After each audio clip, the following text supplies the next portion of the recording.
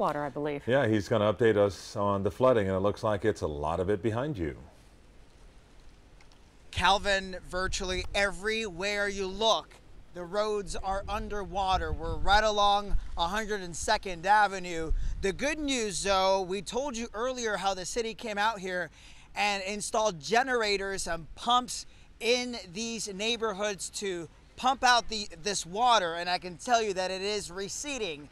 But on top of all of these roads still being underwater, you have a lot of them that are blocked by large trees that have come down, trees like that one. Of course, this one is in our front yard. But the real issue is all of these trees that have come down and are blocking the roads. Look at that one on the other side right there. So the folks that are living here are basically trapped. I can also tell you that most of the homes in this area, we're in eastern Sweetwater, are without power. And we've been talking to the Jimenez family over here over the past hour. How you all doing? Good. How about yourself? Enjoying that we're well. We're as well as can be. You're enjoying the fact that it stopped raining. Oh, thank God. Mr. Jimenez, Yes, this sir. area is prone to flooding, but walk me through how it was for your family as you saw Irma move through and see the water come up. Well, hopefully, thank God, that we were expecting, major hurricane, but we just got category number 1, thank God.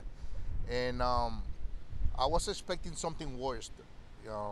Water, up to the knee, and everything worse. I mean, a lot of trees down, power I was expecting the worst. Thank God, nothing happened. We're all safe.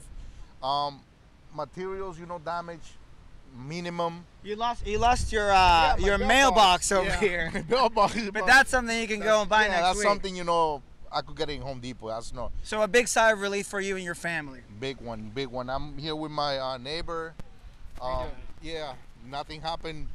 So it seems like everyone was expecting, so much worse, but it's still going to be a big mess to clean up. Yeah, it definitely will be a big mess tomorrow, especially everything's, taking stuff out of the house to where it went back to, just picking up the front yard, everything. It's going to be a lot of hard work. How was it for you and your family? There were some points there, even though a lot of people were expecting something much worse.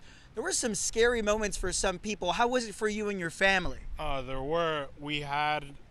woke up in the morning and we have the hurricane windows, so I went to go look outside and I noticed that the floor was wet. There was water coming in through like the bottom of the wall, and we spent quite a while there trying to get it to stop. But it was very, astonishing.